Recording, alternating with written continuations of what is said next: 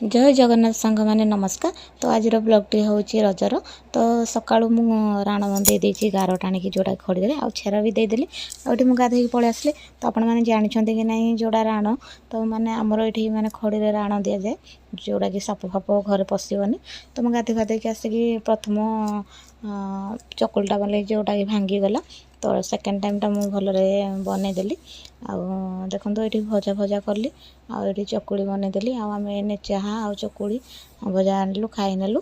आ बापा भी से खाई देकी पड़े बगीचा आड़े। आठी देखो मटन आना होता घर को आ माछ भी आसी। तो ये माछ को मु मैरिनेट करके मटन भी मैरिनेट कर आठी भाजी नौ आग माछ को। तो माछ भाजिले आम पखाड़ खाइबु। तो से माछटा आना होता आउपटे भात भी मोर अलरेडी हो जाइए। तो आपण मैंने केमती कौन रज सेलिब्रेशन कले आपण मैंने मत कहे। आम पखाड़ खाई नेलु। आ देखा नेक्स्ट ब्लॉग।